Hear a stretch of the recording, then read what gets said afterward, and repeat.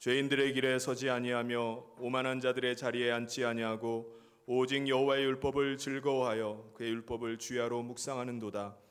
그는 시냇가에 심은 나무가 철을 따라 열매를 맺으며 그 잎사귀가 마르지 아니함 같으니 그가 하는 모든 일이 다 형통하리로다. 아멘. 사랑의 하나님 아버지, 지난 한 주간 하나님의 은혜와 평강 가운데 살게 하심을 감사합니다. 어려움의 이 시기를 지나며 우리의 마음이 혼란스럽고 또 흔들릴 때도 있지만 주께서 불꽃 같은 눈동자로 성도들을 살피시고 또 하나님의 권능의 장중에 붙잡고 계시는 줄 믿습니다. 오늘도 하나님을 사모하며 또 하나님 앞에 예배하오니 하나님 이곳 가운데 예배의 장소 가운데 임재하여 주시고 이 예배를 기뻐 받아 주시옵소서. 그리스도의 보혈의 피만 의지하고 나아갑니다. 우리를 정결케 하사 우리가 하나님 앞에 온전한 예배드리게 하여 주시옵소서. 하나님 이 예배를 주장하여 주시고 인도하시기를 간절히 소원하며 예수님 이름으로 기도하옵나이다. 아멘. 우리 다 같이 찬송 3장 같이 하겠습니다.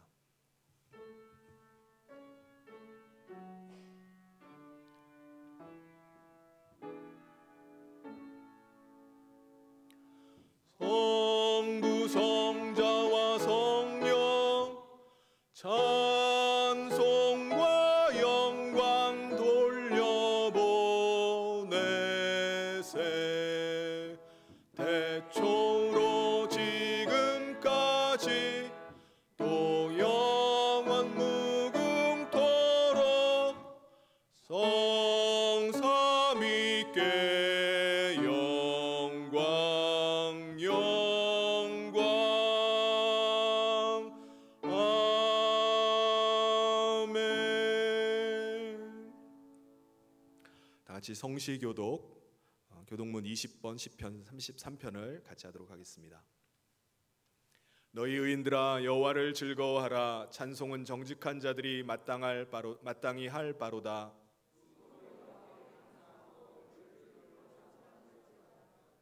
새 노래로 그를 노래하며 즐거운 소리로 아름답게 연주할지어다.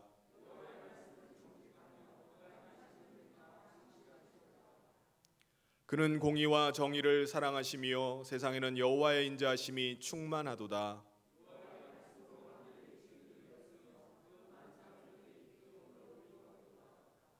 그가 바닷물을 모아 무더기같이 쌓으시며 깊은 물을 곳간에 두시도다.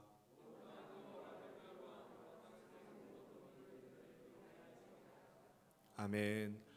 이 시간 사도신경으로 우리의 신앙을 하나님 앞에 다 같이 고백하겠습니다. 전능하사 천지를 만드신 하나님 아버지를 내가 믿사오며 그 외아들 우리 주 예수 그리스도를 믿사오니 이는 성령으로 잉태하사 동정녀 마리아에게 나시고 본디오 빌라도에게 고난을 받으사 십자가에 못 박혀 죽으시고 장사한 지 사흘 만에 죽은 자 가운데서 다시 살아나시며 하늘에 오르사 전능하신 하나님 우편에 앉아 계시다가 저리로서 산자와 죽은 자를 심판하러 오시리라.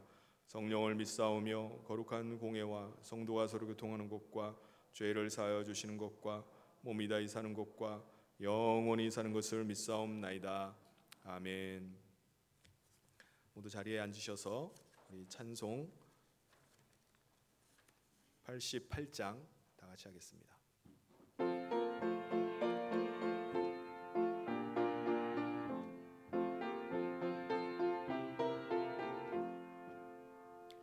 내 진정 사모하는 친구가 되시는 구주 예수님은 아름다워라. 산 밑에 백합화요 빛나는 새벽별 주님 영원할 길 아주 없도다. 내 마음이 아플 적에 큰 위로 되시며 나 외로울 때 좋은 친구라. 주는 저 산 밑에 백합 빛나는 새벽별 이 땅 위에 비길 것이 없도다. 내 맘의 모든 염려 이 세상 고락도 주님 항상 같이 하여 주시고 시험을 당할 때에 악마의 계교를 즉시 물리치사 나를 지키네. 세상 날 버려도 주 예수 안 버려 끝까지 나를 돌아보시니 주는 저 산 밑에 백합 빛나는 새벽별 이 땅 위에 비길 것이 없도다. 내 맘을 다하여서 주님을 따르면 길이 나를 사랑하리니 물불이 두렵지 않고 창검도 겁없네 주는 높은 산성 내 방패시라. 내 영혼 먹이시는 그 은혜 누리고 나 친히 주를 뵙기 원하네. 주는 저 산 밑에 백합 빛나는 새벽별 이 땅 위에 비길 것이 없도다. 아멘. 이 시간 우리를 대표해서 김정기 장로님 나오셔서 기도 인도해 주시겠습니다.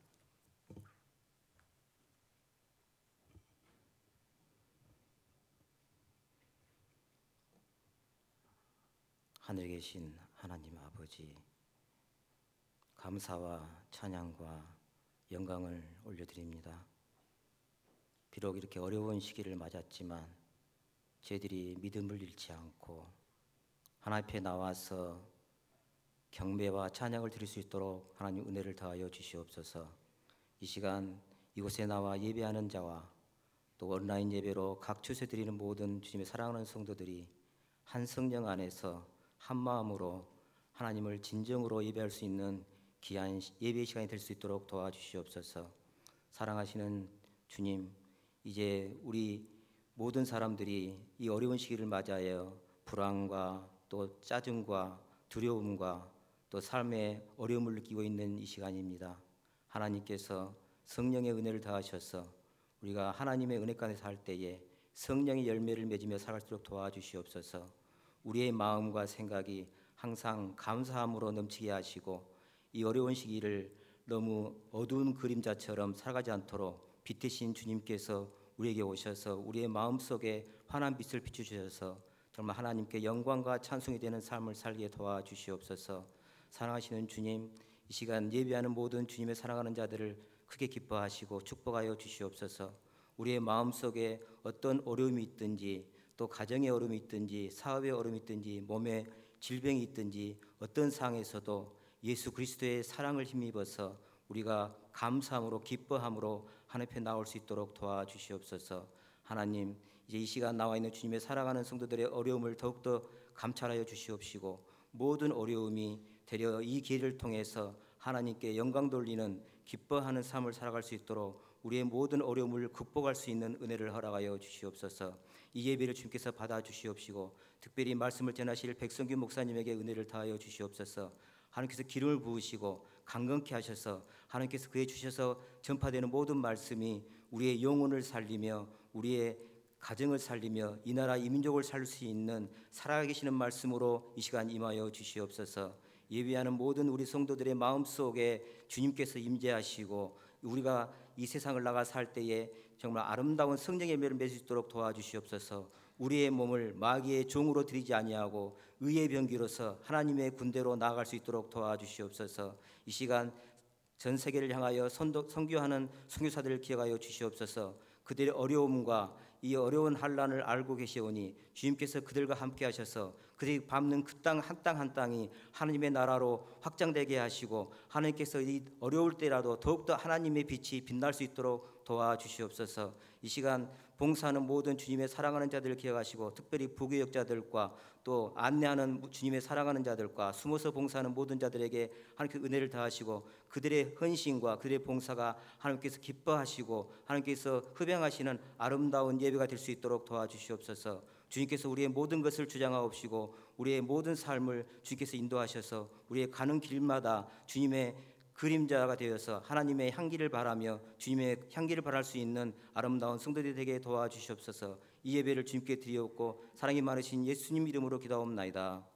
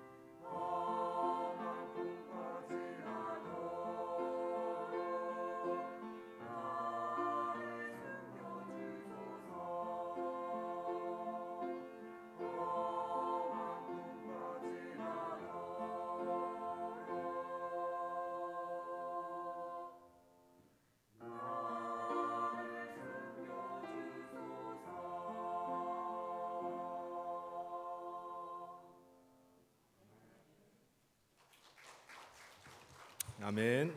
우리 호산나 찬양대 귀한 찬양 감사합니다.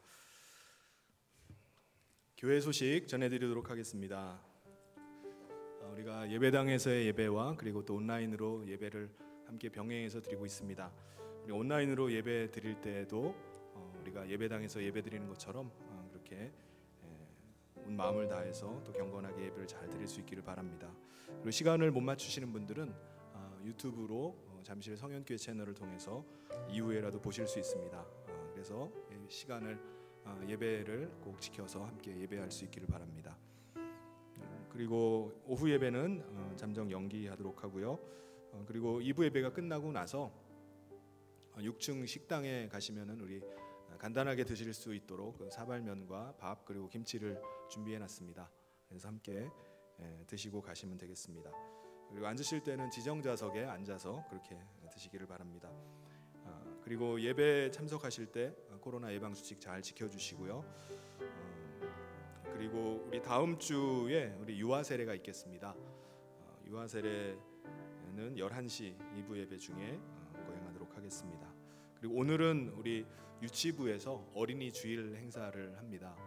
우리 유치부 어린이들 위해서 계속 기도해 주시고요. 교육부서가 지금 각 부서마다 좀 적은 수의 인원들이 지금 모이고 있는데 하나님께서 은혜 주셔서 이 모든 어려운 상황들을 이기고 또 믿음 가운데 우리 자녀들이 잘 양육되어 나갈 수 있도록 위해서 계속 기도 부탁드립니다. 그리고 선교부 광고입니다. 2부 예배가 끝나면은 우리 2층에 있는 두란노실에서 선교부 모임을 갖도록 하겠습니다.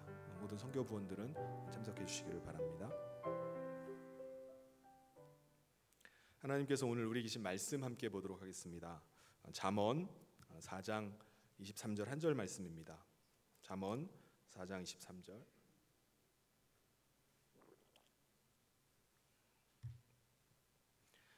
모든 지킬 만한 것 중에 더욱 내 마음을 지키라. 생명의 근원이 이에서 남이니라. 아멘. 여러분, 우리는 우리의 마음이 얼마나 중요한지 모릅니다.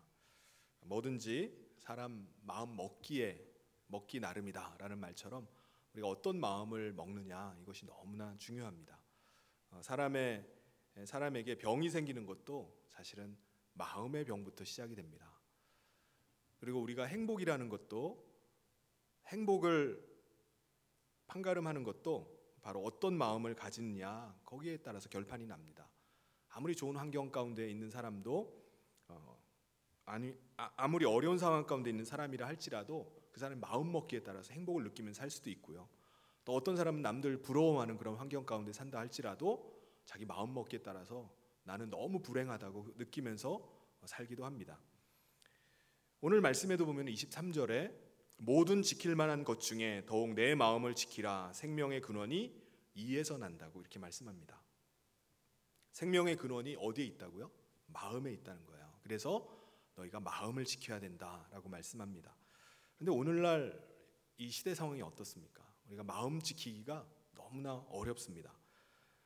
코로나19 방역 대책으로 사회적 거리를 지금 몇 달간 이렇게 계속 두면서 우리의 마음까지도 지금 거리를 두고 있습니다. 사람들이 마음의 문을 열어야지 뭔가 통하는데, 이심전심 마음이 통하고 공감대가 형성이 되고 소통이 되는데, 마음의 문을 닫고 있고 거리를 두다 보니까 그게 잘 안 돼요. 여러분, 마음 닫힌 사람이랑 얘기를 하면 얘기가 잘 됩니까? 얘기가 잘 안 됩니다. 정상적인 반응이 안 나와요. 역기능적인 반응이 나옵니다. 의외의 반응이 나와요. 나는 이런 것을 생각하고서 상대방과 이렇게 얘기를 하는데 상대방은 전혀 다르게 반응을 하는 경우가 있습니다. 그래서 마음이 닫힌 사람, 우울한 사람, 마음이 삐딱한 사람, 마음이 어두운 사람, 이런 사람과 대화하면 대화가 잘 안 되는 것을 느끼게 됩니다. 그런데 우리 가운데 정말 큰 문제는 뭡니까? 이 코로나19가 다시 좀 확산이 되고 있는 거예요. 현재 몇몇 나라들은 몇 주간 동안 코로나 확진자가 전혀 발생하지 않아서 제로여서 우리는 코로나가 끝났다, 그래서 종식 선언하는 나라들도 생기고 있는데 우리나라 상황은 계속 진행 중입니다. 전문가들의 말을 들어보니까 이 상황이 만약에 8월 달까지 이어지면은 그 다음에는 정말 끔찍한 상황이 도래할 것이라는 거예요. 왜 그렇죠? 종식을 선언하려면 몇 주간 동안 확진자가 0이 돼야 되는데 이 시기가 얼마 안 남았다는 거예요. 왜? 가을에 접어들면 이제 8월 가을로 접어들어가 버리면은 그때부터는 환절기에 감기 환자, 열 감기 환자랑 뒤섞여 가지고 일대 혼란이 발생하기 때문입니다. 그러면은 그때까지도 계속 이제 사회적인 거리두기가 일상이 되고 또 아이들도 학교 잠시 나갔다가 또 학교에 등교하지 못하는 일이 생길 수도 있을 것입니다. 그러니까 참으로 하나님의 긍휼하심이 필요한 때입니다. 이런 불확실성 속에서 사람들이 마음을 둘 수가 없는 거예요. 이런 예측 불가능한 상황 속에서 어떤 계획도 세울 수가 없는 이런 상황입니다. 그렇다면은 우리 믿는 사람들은 이런 이 시대를 어떻게 살아가야 될까요? 오늘 이 시대를 살아가는 우리들에게 오늘 주신 이 말씀이 가슴 깊이 들어오는 그런 말씀인 줄 믿습니다. 바로 23절에 모든 지킬 만한 것 중에 더욱 내 마음을 지키라. 생명의 근원이 이에서 남이니라. 네. 여러분, 우리가 어떻게 하면 우리의 마음을 지킬 수 있을까요? 어떻게 하는 것이 마음을 지킬 것인가? 오늘 이 말씀을 통해서 우리의 마음을 지키고 또 이 시대를 넉넉히 이겨내는 우리 모든 성도님 되시기를 주님의 이름으로 축원합니다. 성경에는 우리 마음에 대한 말씀이 굉장히 많이 나와요. 우리가 익히 잘 알고 있는 것처럼 예수님께서도 우리의 마음을 네 가지 밭에 비유하시죠. 길짝밭과 같은 마음, 그리고 가시밭과 같은 마음, 돌짝밭과 같은 마음, 그리고 옥토와 같은 그 마음. 네. 어떤 밭이 제일 좋은 밭이죠? 옥토입니다. 옥토에다가 씨를 뿌리면 곡식이 식물이 잘 자랍니다. 옥토로 가꾸기 위해서는 뭐가 필요한 거죠? 흙을, 땅을 잘 기경을 해줘야 됩니다. 잘 가꿔줘야 돼요. 땅은요, 세월이 지나면은 이제 지력이 떨어집니다. 거기서 계속 농사를 지어 먹으면은 지력이 떨어져 가요. 그래서 농부들이 수확량을 늘리기 위해서 거기다가 막 비료를 뿌립니다. 거름을 주고 비료를 뿌리는데 계속 비료를 뿌리면 그 땅이 어떻게 되냐면 산성화가 됩니다. 식물은 질산이나 인이나 이런 필요한 비료의 요소들을 다 뽑아서 먹고 거기에 남는 게 산이에요. 황산입니다. 그러면은 점점 토질이 산성화가 됩니다. 거기에 어떻게 해야 되죠? 계속 놔두면은 식물이 자랄 수가 없어요. 그래서 산성화된 땅을 다시 토질을 바꾸기 위해서 거기다가 석회라든가 객토, 딴 데서 흙을 퍼하다가 섞어버립니다. 그러면 그 땅이 중화가 되는 거예요. 그리고 또 땅의 지력을 높인다고 해서 한 해를 해거리를 합니다. 한 해를 쉬게 해요. 그러면 그 땅이 어떻게 되죠? 다음에 농사 지려고 하면은 땅이 굳어져 버립니다. 그래서 그 땅을 싹 다 갈아엎어야 돼요. 땅이 갈아엎혀져서 땅이 숨을 쉬게 해야 됩니다. 그러니까 이게 뭡니까? 이게 다 기경하는 거예요. 기경한다라고 말합니다.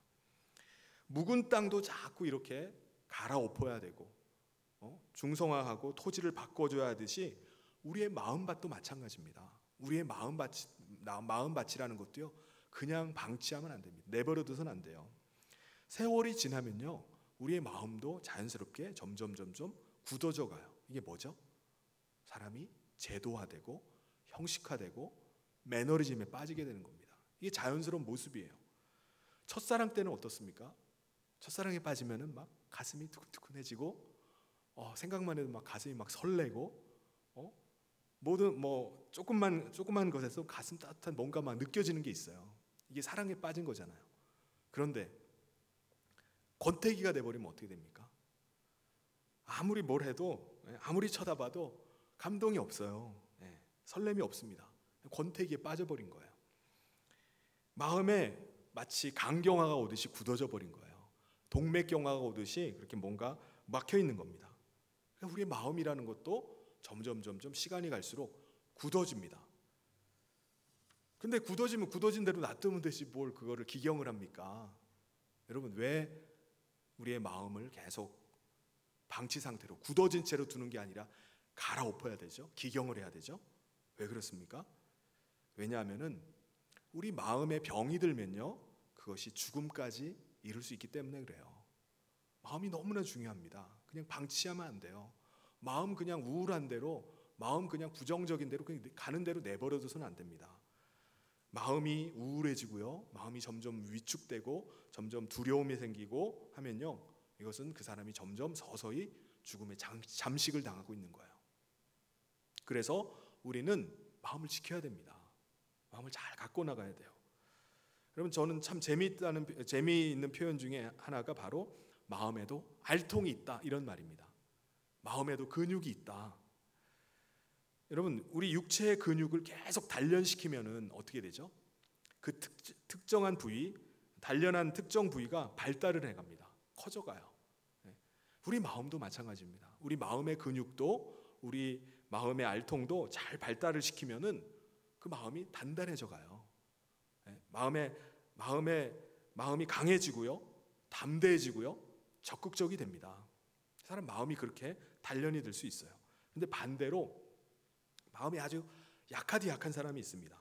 마음의 근육이 약한 사람, 마음의 알통이 없는 사람, 이런 사람은요, 다른 사람 말 한마디에도요 아주 휘청휘청합니다. 그 말 한마디 던진 것 때문에 그냥 막 아주 어려워해요. 마음이 막 요동을 치고요, 깊은 상처를, 내상을 입어요. 그래서 말 한마디가 그 사람에게 너무나 큰 상처를 주는 경우도 있습니다. 마음에 상처가 있거나 마음이 어떤 우울함에 있거나 하는 사람은 다른 사람이 하는 말을 제대로 못 듣습니다. 역기능으로 받아들여요. 굉장히 오해를 잘합니다. 나는 그런 뜻이 전혀 아닌데 왜 나만 그렇게 미워하시죠? 왜 나를 그렇게 싫어하시나요? 그렇게 반응을 해요. 그런 경우 있죠.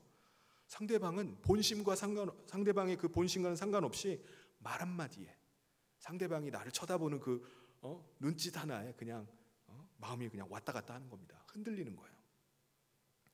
그렇다면 우리가 우리의 마음을 지켜야 되는데 어떻게 하는 것이 우리의 마음을 지키는 것일까? 어떻게 하는 것이 마음을 지키는 것이죠? 첫째는요, 우리가 상대방의 본심을 보려고 해야 됩니다. 본심. 우리가 하나님을 배울 때도 마찬가지예요. 하나님의 본심을 봐야 됩니다. 하나님께서 지금 진노 가운데 하나님이 진노하시고 계세요. 심판하고 계십니다.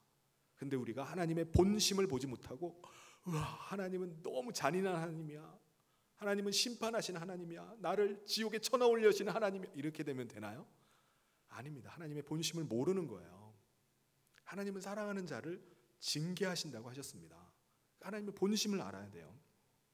그런데 하나님의 본심은 뭐죠? 마태복음 7장 9절부터 11절까지 보시면은 너희 중에 누가 아들이 떡을 달라 하는데 돌을 주며 생선을 달라 하는데 뱀을 줄 사람이 있겠느냐? 너희가 악한 자라도 좋은 것으로 자식에게 줄 줄 알거든 하물며 하늘에 계신 너희 아버지께서 구하는 자에게 좋은 것으로 주시지 않겠느냐? 아멘. 하나님의 마음은 뭐죠? 좋은 것을 주시려는 아버지의 마음이라는 거예요. 이게 아버지의 본심이에요. 우리는 하나님의 본심을 알아야 되잖아요. 그렇지 않고 하나님은 무서운 하나님이야 막 해가지고 하나님 앞에만 나가면 벌벌 떨어서는 안 됩니다. 하나님의 본심을 알면은 하나님 앞에 달려나가는 거예요. 아무리 어려운 상황이어도 그 아버지 품에 안기려고 하는 것입니다. 우리는 때때로 너무 극한의 상황에 몰리게 되고 어려움 가운데 처하게 되면은 두려움에 빠지게 됩니다. 두려움에 사로잡히면요, 그때부터 우리가 노이로제에 걸려요. 강박증에 시달립니다. 막 정신 분열이, 신경 쇠약의 증상들이 나타나요. 여러분, 마음의 두려움은요, 죽음에 이르는 병입니다. 꼭 죽을 것만 같아요. 공황장애라고 하죠. 막 죽을 것만 같은 거예요, 지금. 그런데 이 두려움은요, 하나님이 주시는 것이 아닙니다. 이 두려움은 마귀가 주는 거예요. 하나님의 본심은 뭐죠? 디모데후서 1장 7절에 하나님이 우리에게 주신 것은 두려워하는 마음이 아니요 오직 능력과 사랑과 절제하는 마음이니. 하나님은 우리가 두려움에 빠져 있기를 원치 않으세요. 하나님 막 겁줘가지고 무서워가지고 막 부들부들 떨면서 하나님 앞에 나오기를 원치 않으십니다. 하나님의 본심은 뭐냐? 우리가 아무리 두려운 상황 가운데도 강하고 담대하고 두려워하지 않고 놀라지 않는 거예요. 그래서 여호수아가 모세의 뒤를 이어서 이스라엘 백성들의 가나안 정복의 지도자로 세워졌을 때 하나님께서 떨고 있는 그에게 말씀하시잖아요. 여호수아 1장 9절에 내가 내게 명령한 것이 아니냐, 강하고 담대하라, 두려워하지 말며 놀라지 말라, 내가 어디로 가든지 내 하나님 여호와가 너와 함께하느니라. 이것이 하나님의 마음이에요. 우리를 향하신 하나님의 마음입니다. 너는 마음의 근육을 단련해라, 마음의 알통을 키워라, 굳게 해라, 담대하게 하라. 이것이 우리를 향한 하나님의 본심입니다. 여러분, 이 두려움의 문제는요, 우리가 마음을 어떻게 먹느냐에 달려 있습니다. 죽을 것만 같으니까 죽는 거예요. 우리가 마음 먹기에 따릅니다. 생각을 잘못하니까 그렇게 되는 거예요. 하나님의 본심은 우리가 마음의 두려움, 마음의 근심, 마음의 우울함, 여기에 매여 있는 것을 원치를 않으세요. 그래서 두려움은 마귀가 주는 것이구나, 하나님은 우리가 강하고 담대하기를 원하시는구나, 이 하나님의 본심을 아는 것만으로도 우리는 두려움을 물리칠 수 있어요. 그래서 하나님 본심을 아는 것이 너무나 중요합니다. 우리가 하나님 본심 아는 것도 중요하지만 하나님도 우리의 뭐를 보실까요? 우리의 본심을 보세요. 겉으로 드러난 것만 보시지 않습니다. 우리가 겉으로 아무리 화려하고 뭘 이렇게 하는 것 같아도 하나님이 보시고 찾으시는 것은 우리의 본심이에요. 성경에 보면 다윗이 그 베들레헴의 일개 목동에 불과했어요. 아무것도 아닌 존재인데 하나님께서는 그를 이스라엘의 왕으로 택하셨습니다. 왜 그를, 아주 보잘것없는 목동을 이스라엘의 왕으로 세우셨을까요? 왕으로 왜 택하셨을까요? 그게 시편 78편 72절에 나옵니다. 이에 저가 그 마음의 성실함으로 기르고 그 손에 공교함으로 지도하였도다. 하나님께서 이 다윗이 들판에서 양떼를 치고 있을 때 그의 마음을 보신 거예요. 어떤 마음으로 양을 치고 있는 거죠? 양떼를 돌볼 때 자기 양이 아닌데도 불구하고, 아버지의 양떼예요. 그런데도 불구하고 그 한 마리 한 마리를 마음을 다해서 지극정성으로 성실하게 그 양을 돌본 거예요. 하나님이 그걸 보신 거예요. 아무도 안 본다고 해서 그냥 대충 한 것이 아닙니다. 사람도 그 마음을 다해서 하는 건 보이잖아요. 이 사람이 진짜 마음이 있구나, 마음이 떴구나, 사람도 알아요. 근데 하나님 왜 모르시겠습니까? 내가 마음을 다해서, 하나님께서는 다윗의 그 마음을 다해서 하는 거, 성실함으로 하는 거, 그것을 하나님이 귀하게 보신 거예요. 그래서 다윗에게 양떼치고 있던 그에게 이스라엘 백성을 통째로 맡겨버리신 겁니다. 너가 이스라엘 백성들의 목자가 돼서 이끌어라. 여러분, 우리가 마음을 지키기 위한 두 번째는요, 마음을 같이 하는 것입니다. 한 마음 되는 거예요. 마음이 막 갈라져서는 안 돼요. 마음이 하나로 모여 있어야 됩니다. 사도행전 1장에 보면은 성령이 임하셔서 120명의 성도들이 성령 충만함을 받게 됩니다. 그때 그들이 그 일을 위해서 한 것이 뭐냐? 그들은 오로지 기도에 힘을 썼어요. 오로지 기도에 힘을 썼습니다. 그때 성령이 그들 가운데 강력하게 임하셨던 거예요. 그런데 기도에 힘쓰기 전에 그들이 했던 것이 나옵니다. 그게 뭐죠? 오로지 마음을 같이 하는 거예요.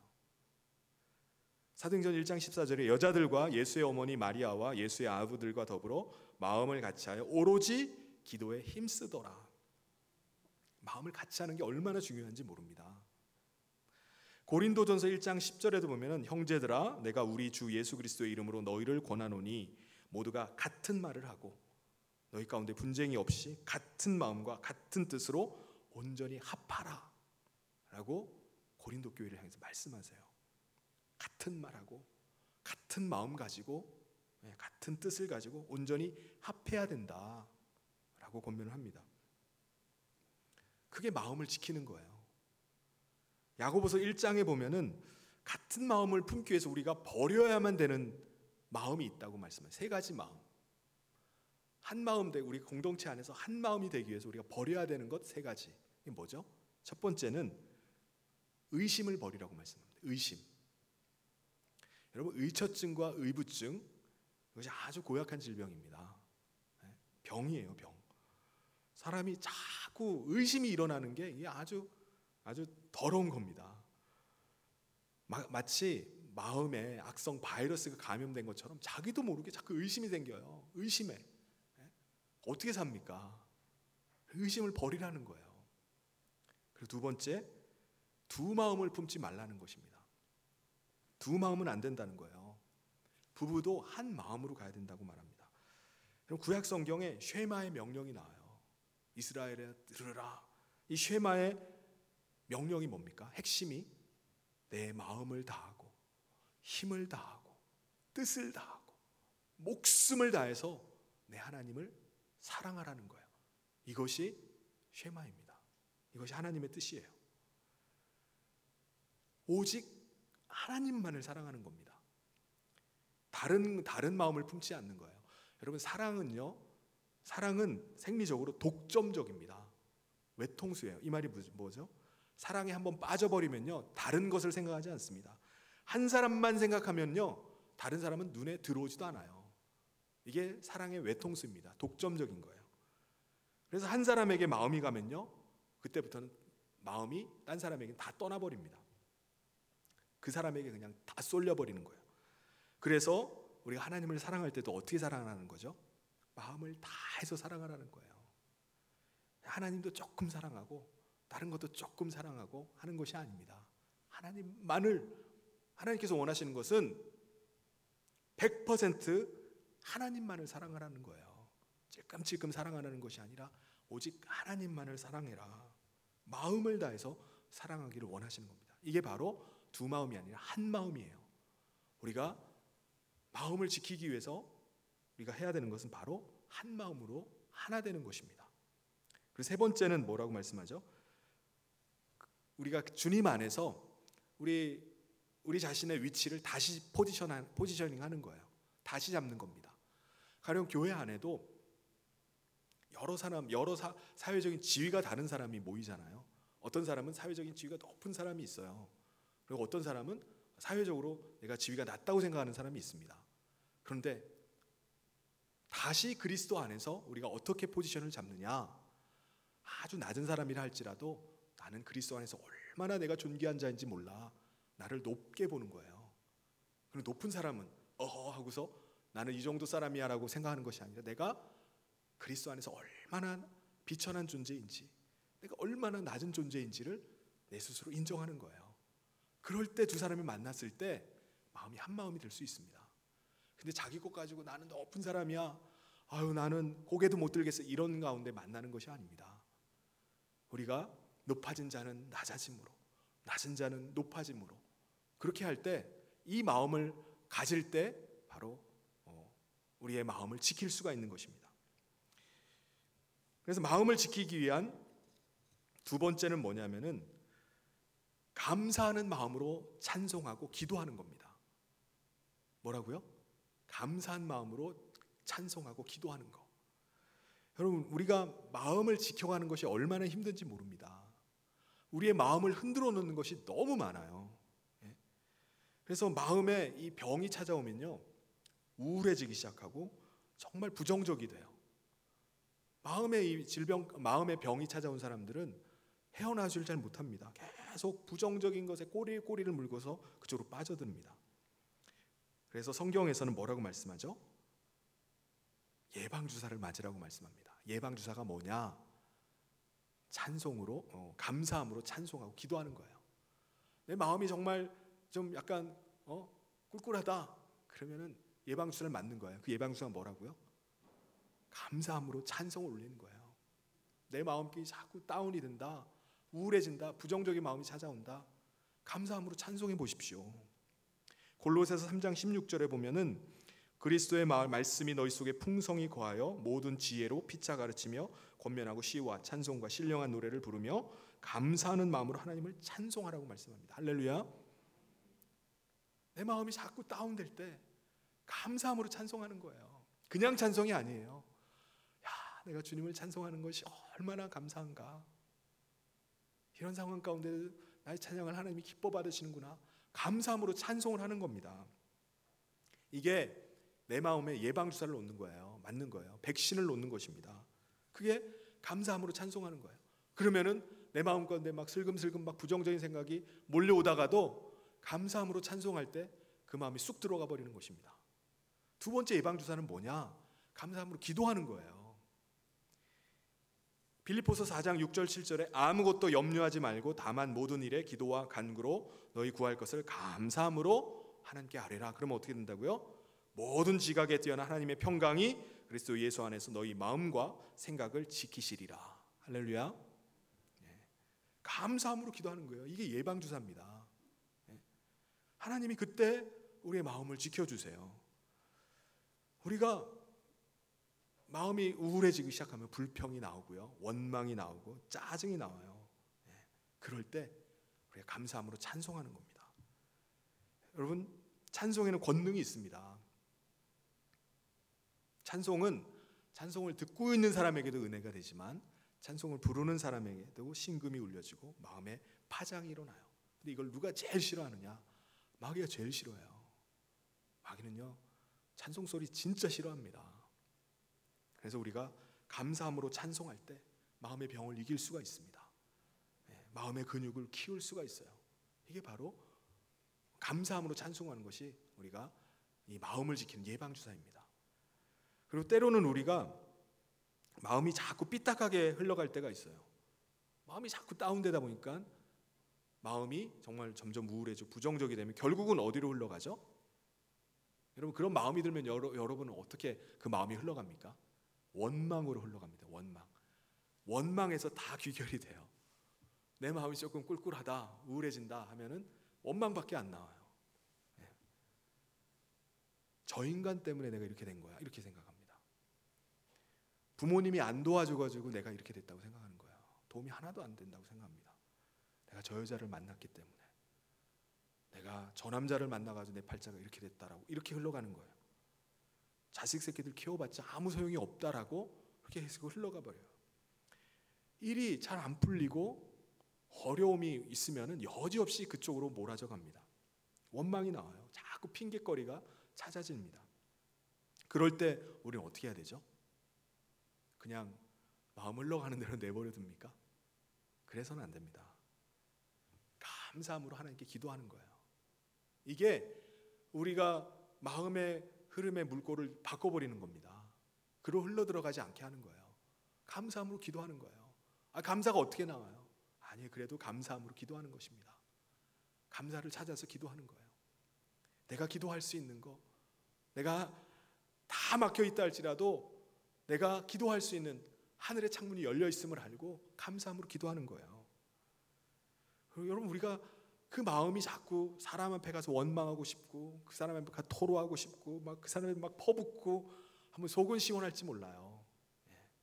그런데 결국은 원망과 불평과 계속 안 좋은 쪽으로만 흘러갑니다.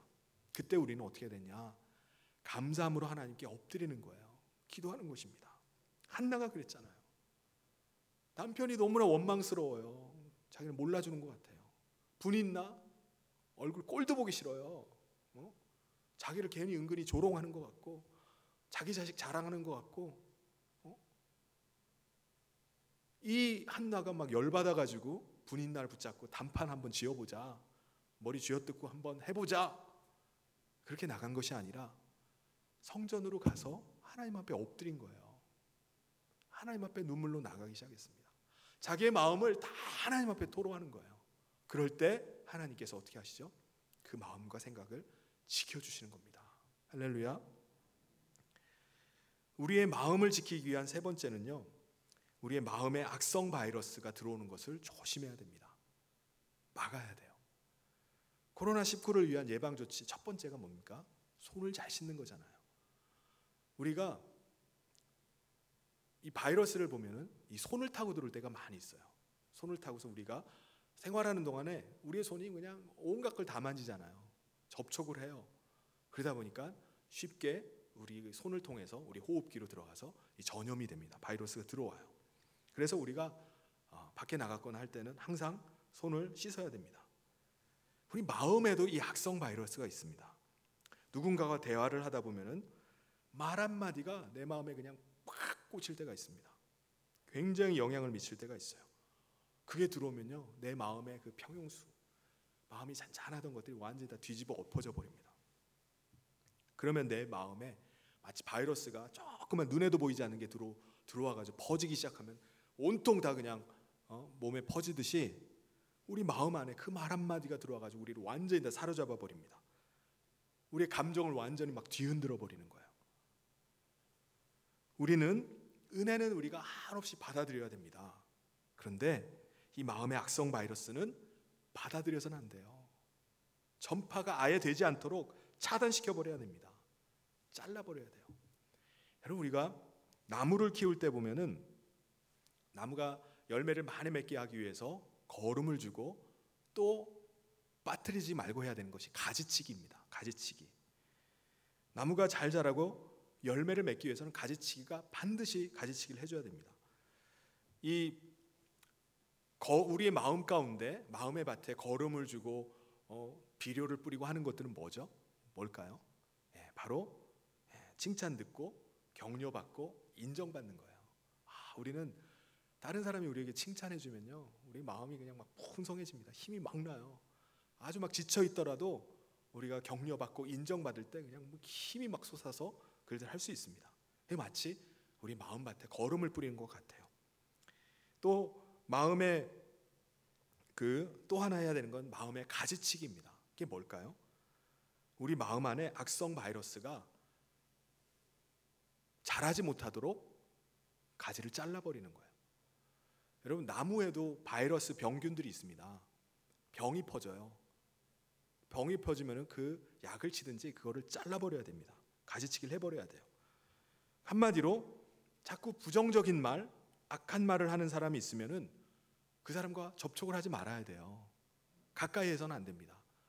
시편 1편 1절에 뭐라고 말씀하죠? 복 있는 사람은 악인들의 꾀를 따르지 않고 죄인들의 길에 서지 않고 오만한 자들의 자리에 아예 앉지 않는다고 말씀하는 겁니다. 어떤 집사님이 자꾸 이상한 소리를 한다. 그러면은 집사님, 제게 자꾸 그런 말씀하지 마세요. 저 그러면 교회 다닐 수가 없습니다. 우리는 그렇게 말을 해야 돼요. 우리는 안 듣는 것이 안 들으는 것이 우리가 안 들은 것보다 더 못할 때가 있어요. 왜 굳이 나한테 그 얘기를 하는가? 그 말을 듣고 나면 자꾸 그런 부정적인 말, 안 좋은 말이 자꾸 떠오릅니다. 마음이 우울해져요. 그리고 하나님에 대한 염증이 생겨요. 이게 뭐야? 아니, 믿는 자가 왜 이런 말을 하고 다니지? 그런 생각이 돼요. 하나님에 대한 염증으로 이어집니다. 이 바이러스가 위에 침투하면은 뭐가 생기는 거죠? 위염이 생깁니다. 염증을 일으키면 위염이 되고요. 간의 염증을 일으키면 간염이 됩니다. 이 악한 말들, 부정적인 말들, 이런 것들이 우리 마음에 또 들어오게 되면 그 염증이 일으키는 거예요. 하나님에 대한 염증이 생기게 됩니다. 신앙생활을 지속할 수가 없어요. 마치 우리 마음에 악성 바이러스가 들어온 것과 마찬가지입니다. 그래서 우리가 신앙생활을 잘하기 위해서는 우리 마음에도 가지치기가 필요해요.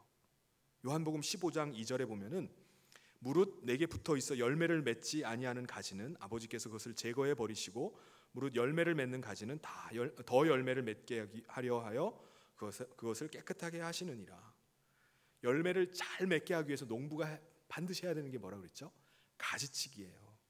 여기서 농부이신 아버지께서 나무를 열매를 더하기 위해서 깨끗하게 하신다, 이 표현이 가지치기를 하는 거예요. 야, 가지가 이렇게 많이 나오니까 열매가 주렁주렁 열리겠네. 그냥 둬서는 안 됩니다. 다 아주 쓸모가 없는, 먹을 수 없는 아주 자잘한 것들만 열리게 돼 있어요. 풍성한 열매를 맺기 위해서는 아낌없이, 가차없이 가지를 쳐줘야 됩니다. 가지 중에 보면 도장지라고 있어요. 한 가지가 위로 풀쑥 솟아오릅니다. 그러면 모든 영양분을 확 당겨가지고 거기에만 집중을 해요. 그런 가지는 어떻게 해야 되죠? 가차없이 잘라줘야 돼요. 다른 것이 자라질 못하게 합니다. 그래서 우리는 만남도요, 아무나 만나서는 안 돼요. 아무나 친해서는 안 됩니다. 복 있는 사람은 복 있는 사람을 만나야 돼요. 우리 마음에, 이것이 바로 우리 마음에 악성 바이러스가 들어오지 못하도록 차단하는 겁니다. 그 사람이 하는 얘기를 다 그냥 받아들이는 것이 아닙니다. 우리 마음에 조금이라도 균열이 생기면요, 마귀는 그 틈을 타고서 여지없이 들어와 버립니다. 시험해요.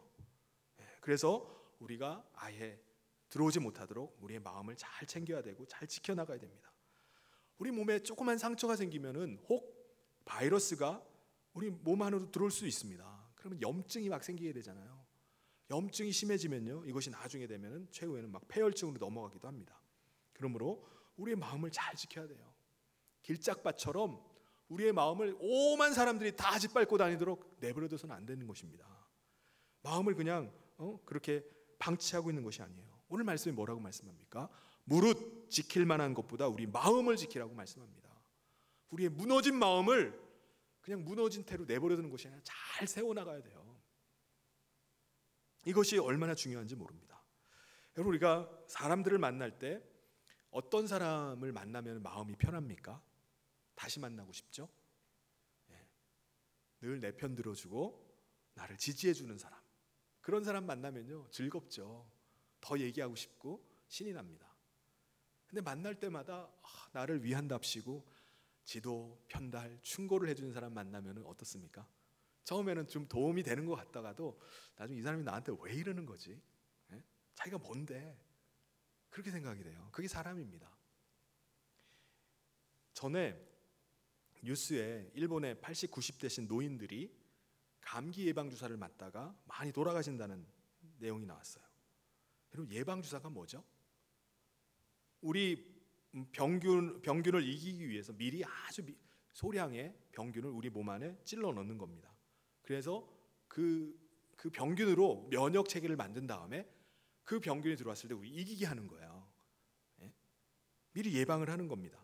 그런데 몸이 약한 사람들, 아주 몸이 약한 어르신들은 그 미량의 병균을 못 이기는 거예요. 오히려 예방주사 맞다가 돌아가시는 겁니다.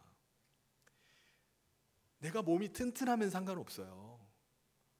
내가 소화기관이 아주 튼튼하면요 돌멩이도 다 씹어서 소화시킬 수 있습니다. 그런데 내 몸이 약하면요 아주 작은 것도, 아주 작은 말 한마디도 나한테는 아주 치명타입니다. 그래서 우리가 인간관계 속에서도 다른 사람에게 만날 때마다 잔소리하고 만날 때마다 충고하고 만날 때마다 교훈 주고 그러면은 그 사람에게는요 도움이 안 될 수가 있습니다. 약이 안 되면 그게 독이 될 수가 있어요. 안 그래도 나는 지금 힘들어 죽겠는데, 안 그래도 지금 겨우겨우 버티고 있는데 충고한답시고 한마디 딱 던지면요 그건 확인사살입니다. 그래서 사람은 늘 자기 편이 되어주고 말없이 사랑해주고 이런 것이 오히려 도움이 될 때가 있어요. 사랑하고 섬기고 도와주고 기도해주는 거, 우리 말없이 그 사람을 위해서 기도해주는 거, 이것이 그 사람을 정말 사랑하는 겁니다. 마음이 응원이 되어주는 거예요. 격려가 되어주고 마음을 세워주는 사람, 이런 사람이 정말 그 사람한테는 필요한 사람이에요. 그것이 우리 가운데 필요할 때가 얼마나 많은지 몰라요. 자꾸 내가 코치하려고 하고 내가 막 잔소리하고 그것이 오히려 그 사람에겐 전혀 필요하지 않은 일이 될 수 있습니다. 나는 좋은 의도로 말해요. 내가 무슨 나쁜 의도로 그런 충고를 주나요? 좋은 의도예요. 그런데 상대방이 감당할 수 없으면, 그 교훈을 받아들일 수 없는 사람에게는 그 말이 시험이 되어버립니다. 그리고 우리가 마음을 지키기 위해서 우리가 마지막으로 해야 되는 것은 우리 마음밭에 좋은 것을 계속 심는 겁니다. 갈라디아서 6장 7절에 스스로 속이지 말라, 하나님은 업신여김을 받지 아니하시나니 사람이 무엇으로 심든지 어떻게 한다고요? 그대로 거두리라. 여러분, 시골에서 농사를 지으면은 밭에 잡초가 잘 자라겠습니까? 아니면은 곡식이 잘 자라겠습니까? 잡초가 잘 자랍니다. 잡초는요 분명히 안 심었는데도 나요. 잡초는 걸음을 안 줘도 잘 자라요. 잡초는 뽑아도 또 나옵니다. 그게 뭐라고 그러죠? 잡초근성이라고 하잖아요. 잡초는 막 발로 짓밟아 놔도요 뿌리 조금만 한 토막만 있어도 또 슬금슬금 또 자라는 게 잡초입니다. 다 뽑아놨는데 또 자라고 있는 것이 잡초예요. 그런데 죄도 잡초의 근성이 있어요. 죄는 그냥 내비두면 계속 자랍니다. 죄를 꺾어버리려고 해도 계속 올라와요. 우리가 지옥 가려고 뭐 개인 레슨 받을 필요 없습니다. 그냥 있으면 우리는 죄 가운데 거하게 돼요. 그냥 배알이 꼴리는 대로 그냥 살아가면은 무사히 지옥에 도착할 수 있습니다. 그냥 느껴지는 대로, 끌리는 대로, 하고 싶은 대로 그냥 하면은 반드시 지옥 갈 수 있습니다. 죄를 지으려고 내가 계획 세우고 고민할 것도 없어요.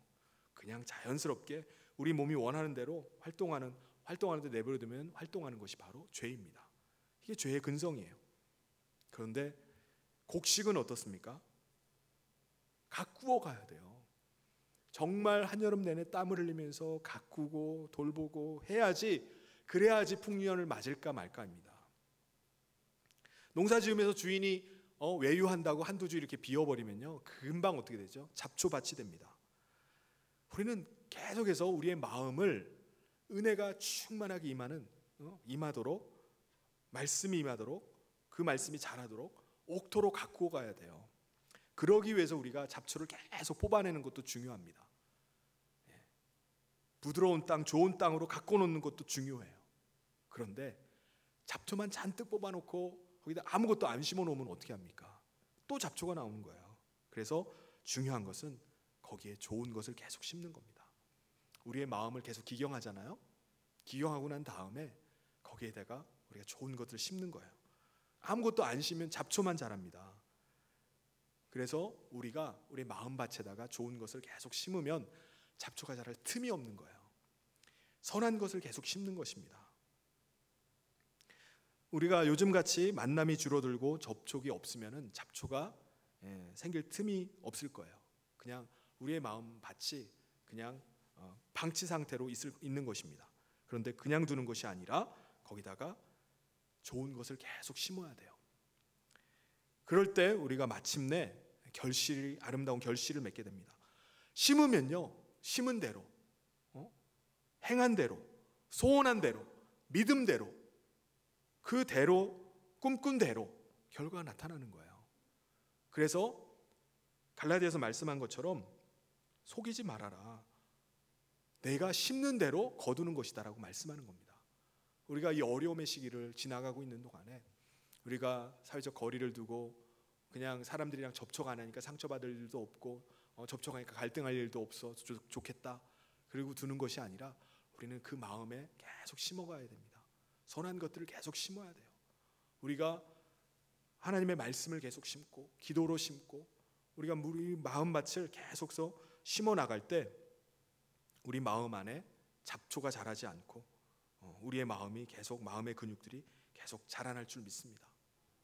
그래서 우리가 이 기간 중이 오히려 우리의 마음을 더 단단하게 지킴을 통해서 우리의 마음의 근육이 키워지고 다른 사람이 봤을 때 야, 저 사람은 어떻게 저렇게 마음이 이 어려운 시기에도 마음의 평상심이 어떻게 이렇게 잔잔할까? 언제 봐도 마음이 편하고 어떻게 저 사람은 내면 세계가 저렇게 평안하지? 잔잔하지? 그런 말을 들을 수 있어야 됩니다. 내 마음의 내면의 풍경이 아름다운 사람, 요동치지 않는 사람, 이 사람이 힘 있는 사람입니다. 이 사람이 다른 사람을 섬기는 사람입니다. 무릇 지킬 만한 것보다 내 마음을 지키라는 이 말씀 가지고 우리가 이 어려움의 시기를 넉넉하게 이기며 또 주님 앞에 귀하게 쓰임받고 마침내 우리 가운데 풍성한 의의 열매, 아름다운 열매들을 많이 맺히는 저와 모든 사랑하는 성도님 되시기를 주님의 이름으로 축원합니다. 같이 기도하겠습니다. 하나님 아버지 감사합니다. 우리 모두가 지금 이 어려움의 시기 가운데 우리의 마음을 혼란하게 하고 또 우리의 마음을 뒤흔드는 것들이 너무나도 많이 있음을 고백합니다. 하나님 우리의 마음을 붙잡아 주시옵소서. 우리의 마음이 늘 우울해지고 또 산만해지기 쉬운 이때에 저희들 마음을 하나님께서 어루만져 주시고 또 하나님 우리 마음 가운데 성령께서 날마다 감동하여 주셔서 우리가 주님 마음 닮은 마음 또 순전한 마음 가지고 살아갈 수 있는 저희들 되게 하여 주시옵소서. 주께서 함께 하시고 은혜 가운데 주님 주신 마음 가지고 이 세상을 감당하고 주님 사명 감당하는 저희들 되기를 간절히 소원하며 예수님 이름으로 기도하옵나이다. 아멘. 우리 잠시 제가 등록하신 분이 있어서 소개 잠깐 하고 우리 일어나서 우리 함께 마지막 찬양 같이 하도록 하겠습니다. 우리 애인수 우리 성도님이시고요. 우리 자진해서 우리 등록을 하셨습니다. 우리 이 시간 잠시 자리에서 일어나시면은 우리 같이 환영 같이 하도록 하겠습니다.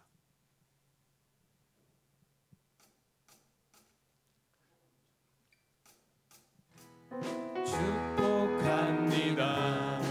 주님의 이름으로 축복합니다.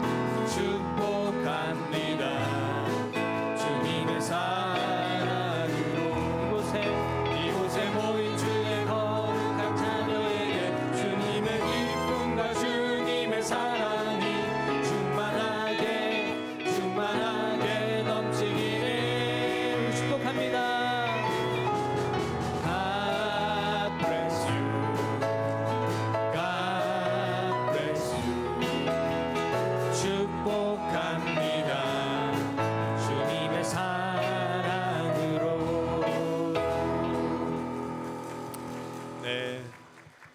환영하고 축복합니다. 우리 교회에서 또 믿음 생활 함께 잘 해나가기를 바랍니다. 그리고 우리 다 같이 이 시간에 우리 자리에 일어나셔서 우리 함께 오직 예수뿐이네 함께 찬양하도록 하겠습니다.